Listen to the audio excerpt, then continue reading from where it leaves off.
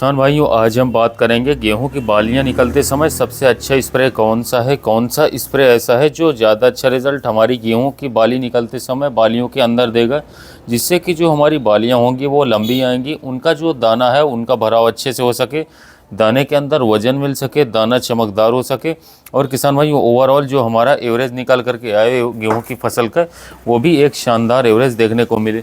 तो सब कुछ किसान भाइयों इस वीडियो में आपको बताने वाला हूं। आप किसान भाइयों वीडियो में देख पा रहे होंगे कि लगभग मैंने 10 से 11 स्प्रे लिए हैं, जिसको मैं आपको बताऊंगा सबसे बेस्ट और सबसे अच्छे स्प्रे जो इस समय पर रहेगा वो कौन सा रहेगा और आपको उसके क्या बेनिफिट क्या फ़ायदे देखने को मिलेंगे।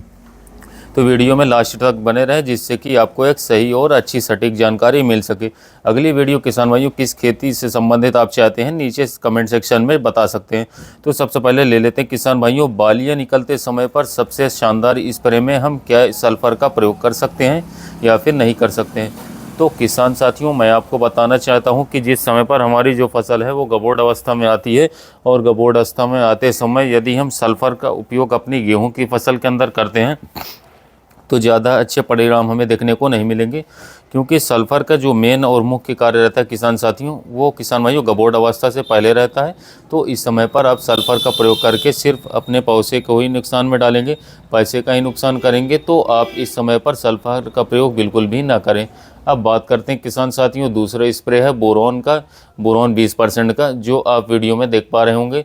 जो बोरॉन 20% है, इसका प्रयोग यदि आप गबोड़ अवस्था में या बालियां निकलते समय करेंगे तो इसके आपको फ़ायदे देखने को मिल सकते हैं। इससे फ़ायदे आपको यह मिलेगा कि एक तो यह बालियों का साइज़ बढ़ाने में, बालियों की लंबाई बढ़ाने में मदद करेगा। दूसरा, जो हमारा दाना काला और लाल पड़ जाता है उसे पड़ने से भी बचाता है। तो किसान भाइयों, आप बोरॉन का भी उपयोग यहाँ पर कर सकते हैं। अब बात करते हैं यहाँ पर बायोवीटा की, कि यहाँ पर हम बायोवीटा का स्प्रे इस समय पर कर सकते हैं या फिर नहीं कर सकते। तो इसके साथ साथ पहले मैं आपको बता दूं कि जितने भी स्प्रे के बारे में जानकारी आपको दे रहा हूँ, यह भी बताऊंगा कि कौन सा सही है इस समय पर और कौन सा इस समय पर गलत है। साथ ही साथ किसान भाई उसकी कितनी डोज़ आप ले सकते हैं यह जानकारी भी आपको वीडियो में दूंगा। तो आराम के साथ वीडियो में बने रहें और जानकारियों को ध्यान से लीजिएगा।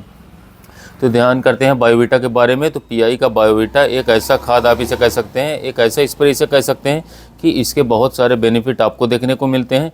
लेकिन यदि गबोड़ अवस्था के समय पर इसे डालेंगे तो इससे ग्रोथ बढ़नी शुरू हो जाती है।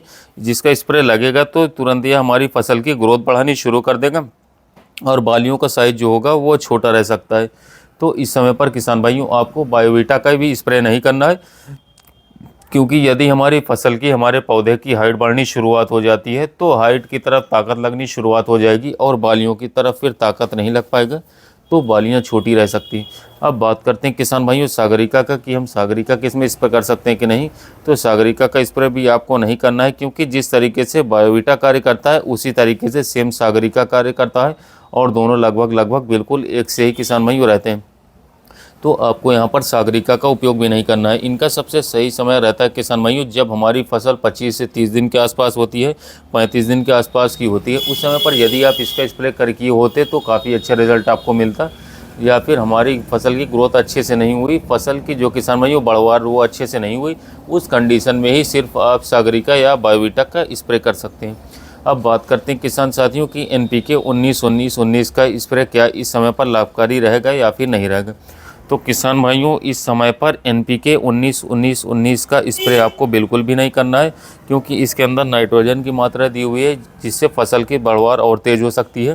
तो इसका स्प्रे भी आपको नहीं करना है। अदरवाइज़ इसके अंदर जो हमारा फास्फोरस और पोटाश है यह काफ़ी ज़्यादा फ़ायदा आपको दे सकता था, लेकिन 19-19 होने की वजह से यह किसान भाइयों यह आपको फ़ायदा नहीं देगा। अब बात करते हैं NPK 0/34 के बारे में। तो NPK 0/34 का स्प्रे आप कर सकते हैं, लेकिन आपके फसल के अंदर यदि बालियां बिल्कुल बनने वाली हैं तभी आप इसका स्प्रे ना करें। लेकिन इस समय पर यदि आप सिर्फ NPK 0/50 का स्प्रे करेंगे तो ज़्यादा अच्छे परिणाम आपको मिलेंगे। अदरवाइज़ किसान भाइयों मैं आपको बता दूं कि जो हमारा NPK 0/34 है, फास्फोरस है, इसके अंदर पोटाश है। तो फास्फोरस का भी काफ़ी बड़ा महत्व बालियों बनते समय देखा गया है। दाने का भराव करते समय किसान भाई यदि हम फास्फोरस का प्रयोग कर लेते हैं तो इसके भी अच्छे रिज़ल्ट आपको देखने को मिल सकते हैं। यदि आपने अभी तक किसान भाइयों NPK 0/34 का स्प्रे नहीं किया है तो किसान साथियों तब आप NPK 0/34 का उपयोग कर सकते हैं। काफ़ी अच्छे रिज़ल्ट यह आपको निकाल करके दे सकता है। दाने का भराव अच्छे से होगा और बालियों की लंबाई और साइज़ अच्छे से होगी। तो अब बात करते हैं किसान भाइयों NPK 0050 के बारे में। तो NPK 0050 जो है किसान साथियों, यह एक ऐसा खाद है, एक ऐसा स्प्रे है कि इसके अंदर सल्फेट ऑफ पोटाश की 50% मात्रा दी गई है। इसका उपयोग तो आप कर ही सकते हैं, क्योंकि पोटाश इस समय पर दाना भराव करते समय, बालियों की लंबाई बनते समय पर इन्हें बहुत ज़्यादा बेनिफिट देता है। इससे बालियों की साइज़ भी बढ़ती है किसान भाइयों, दाने का साइज़ भी बढ़ता है और दाना हमारा काफ़ी ज़्यादा वजनदार भी निकल करके चलता है। तो किसान साथियों तो आप इसका स्प्रे भी कर सकते हैं। अब बात करते हैं किसान भाइयों, जो हमारे क्वांटिस बचता है या सुपर पोषक बचता है, इसका स्प्रे आपको बिल्कुल भी नहीं करना है। यानी कि कहने का मतलब है किसी भी प्लांट ग्रोथ प्रमोटर को आपको स्प्रे नहीं करना है जो कि ग्रोथ बढ़ाता हो, क्योंकि 60 दिन बाद ग्रोथ बढ़ने से गेहूं की फसल में सिर्फ नुकसान देखने को मिलेगा, कोई भी बेनिफिट देखने को नहीं मिलेगा। तो इस चीज़ का आपको सभी को अच्छी तरीके से ध्यान देना है। तो यहाँ पर आप NPK 0/34 का स्प्रे करना चाहते हैं तो 1 किलो 200 ग्राम आप इसकी मात्रा ले लीजिए और 120 लीटर पानी के अंदर मिला करके इसका स्प्रे करेंगे तो काफ़ी शानदार रिजल्ट आपको निकाल करके देगा।